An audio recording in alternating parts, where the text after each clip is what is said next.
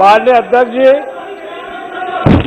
आपका बहुत बहुत धन्यवाद। आपने मुझे शून्यकाल में महत्वपूर्ण विषय रखने का अवसर प्रदान करा। अध्यक्ष महोदय, मैं आपके माध्यम से माननीय प्रधानमंत्री जी से आग्रह करना चाहता हूं कि अनिवार्य शिक्षा अधिनियम में परिवर्तन कर उसे 8वीं की बजाय 12वीं तक के विद्यार्थियों के लिए निःशुल्क शिक्षा की व्यवस्था कराई जाए।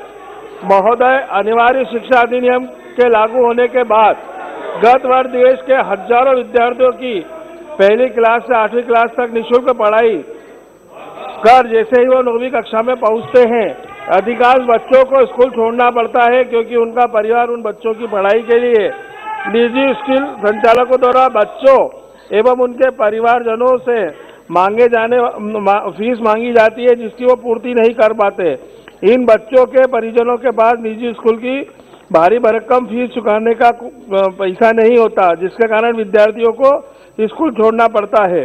अध्यक्ष महोदय, अनिवार्य शिक्षा अधिनियम के चलते भारी भरकम फीस वाले जाने माने नामचीन स्कूलों में 8वीं तक की मुफ्त शिक्षा प्राप्त कर मजबूरी में स्कूल की पढ़ाई छोड़ने वाले कई बच्चों अवसाद का शिकार हो रहे हैं।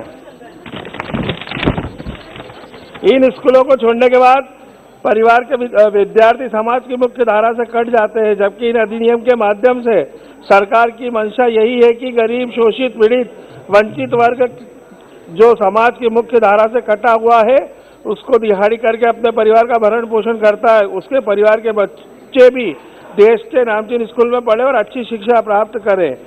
मैं प्रधानमंत्री जी का बहुत बहुत धन्यवाद देता हूँ। उन्होंने 8वीं कक्षा तक तो अनिवार्य शिक्षा करी है। अगर महोदय माननीय प्रधानमंत्री जी इसको 12वीं तक की संपूर्ण शिक्षा को अधिनियम के दायरे में लाएंगे तो करोड़ों बच्चों का फायदा होगा और वो आगे बढ़ सकेंगे। आपने मुझे बोलने का अवसर दिया, इसके लिए मैं आपका बहुत बहुत धन्यवाद करता हूँ। श्री गजेंद्र पटेल।